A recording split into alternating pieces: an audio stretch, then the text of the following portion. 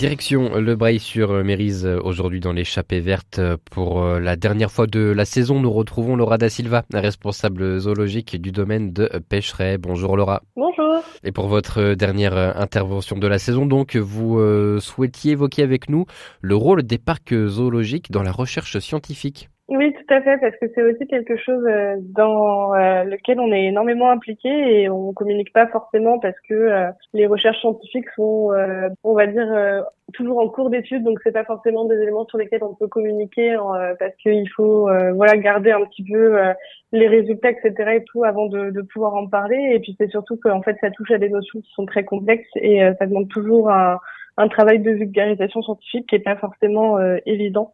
Et bien justement, cette vulgarisation scientifique, on va essayer de le faire aujourd'hui sur RCF Sarthe. Expliquez-nous simplement comment les parcs zoologiques travaillent à cette recherche scientifique et quels sont les aspects de recherche finalement auxquels peuvent procéder les parcs zoologiques. Alors, du coup, on va vraiment s'impliquer dans la recherche scientifique à large échelle. Ça peut concerner n'importe laquelle de nos espèces, aussi bien des oiseaux que des mammifères, que des reptiles, en fonction de ce qu'on héberge.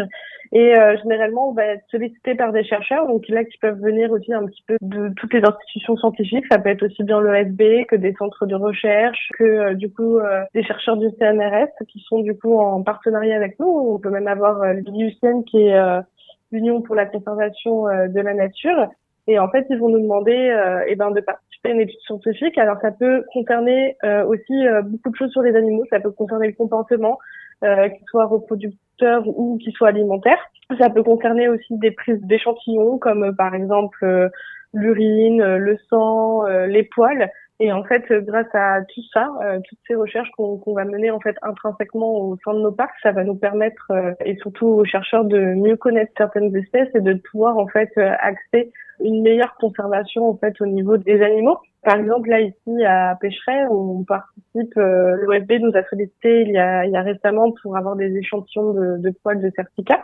Donc comme on a des certicats, on va leur envoyer des échantillons de poils. On a aussi un scientifique qui travaille sur les rapaces en ce moment, qui a besoin du coup de notions en fait au niveau des comportements, tout ça, etc. Donc nous en fait on va solliciter nos personnes, nos soigneurs qui sont au quotidien avec les animaux pour du coup prendre le temps de regarder, d'étudier. Là c'est spécifiquement au niveau de la reproduction. Donc voilà, on va par exemple remplir si notre couple, on a pu voir des comportements reproducteurs, sur combien de jours ça s'est étalé, est-ce que suite à la reproduction, on a eu des œufs, est-ce qu'ils ont été fécondés, etc.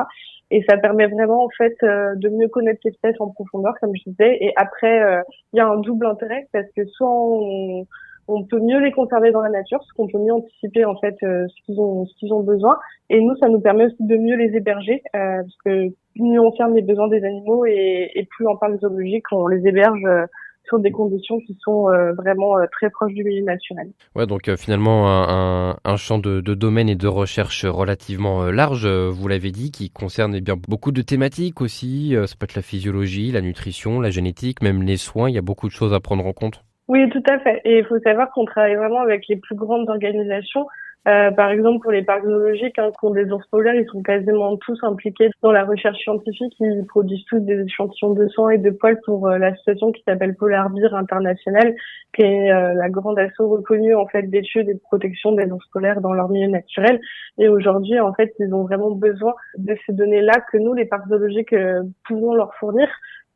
Et qui peuvent pas avoir en fait sur des populations sauvages, parce qu'aller endormir un ours polaire sauvage et puis répéter ça X fois, ça demande en fait des moyens et qui sont beaucoup trop complexes, beaucoup trop coûteux, et aussi une dangerosité pour les scientifiques et pour l'animal, parce qu'il faut savoir que chaque anesthésie est source de risque. Nous, le gros avantage qu'on a en parc zoologique, c'est que la plupart en fait de ces échantillons-là vont être prélevés de manière non invasive sur les animaux. Donc ça veut dire qu'en fait, on va soit réaliser nos prélèvements en collaboration avec l'animal lors d'un entraînement médical. Quand on arrive à avoir ces animaux-là auprès de nous, on va pouvoir vraiment les solliciter pour qu'ils viennent, pour qu'on puisse leur faire une petite prise de sang ou leur prendre des petits poils sans que du coup ils disent rien parce qu'ils sont habitués.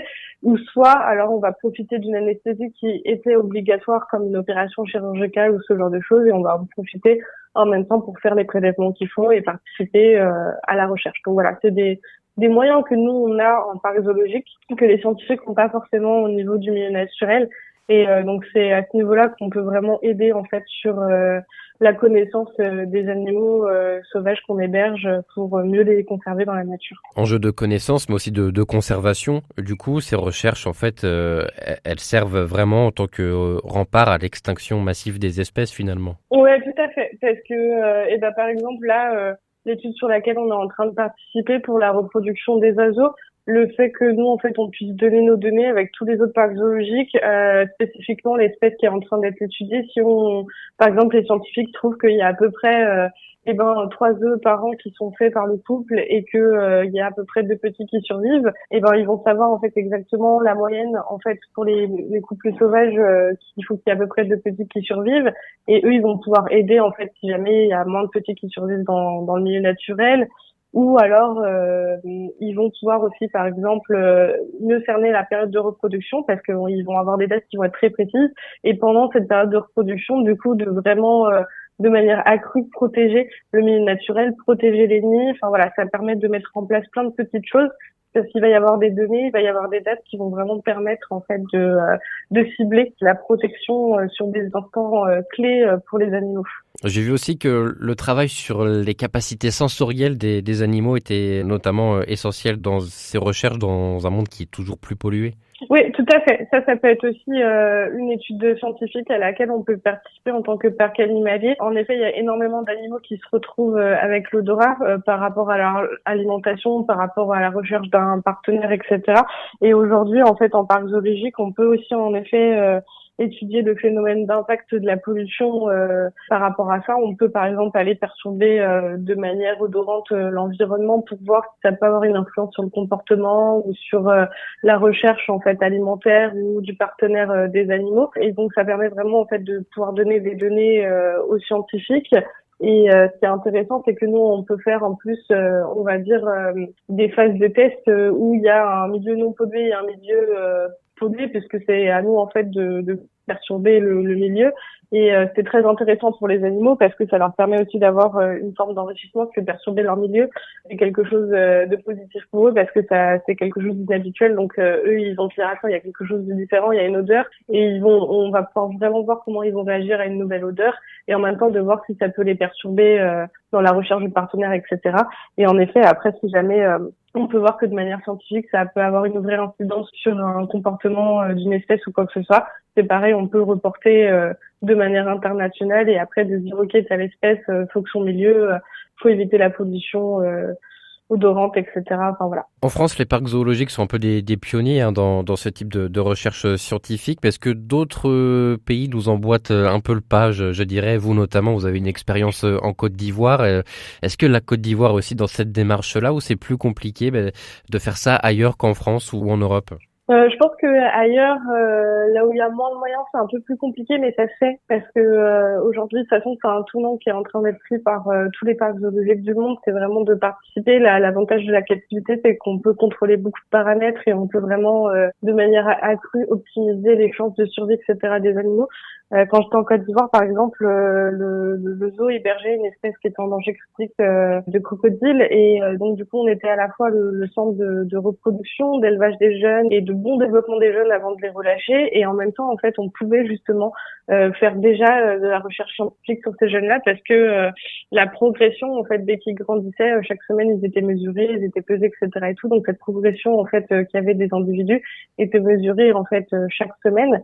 On travaillait en partenariat avec des étudiants qui étaient à l'université, qui étaient spécialisés dans un master de conservation de la faune, qui venaient chaque semaine en fait voilà mesurer un petit peu l'évolution des crocodiles. Et avec toutes ces données-là, ça leur permet en fait de savoir d'avoir une moyenne de à peu près combien en fait les crocodiles grandissent en centimètres et en poids tous les mois, et de pouvoir en fait s'ils croisent un crocodile dans la nature, avec l'estimation de la taille et du poids, justement, de pouvoir savoir à peu près estimer l'âge de l'individu. Donc voilà, c'est encore un bel exemple de à quel point les parcs zoologiques peuvent aider dans la recherche scientifique et la conservation des animaux. Eh bien, merci beaucoup, Laura da Silva, de nous avoir éclairé aujourd'hui dans l'échappée verte sur ces recherches scientifiques en parc zoologique. Merci également d'avoir passé une partie de la saison avec nous sur RCF Sarthe. J'en profite aussi pour remercier votre prédécesseur Anthony Siréfis qui avait démarré la saison à nos côtés. Et puis on se retrouve l'année prochaine. Ça marche, merci à vous et avec grand plaisir.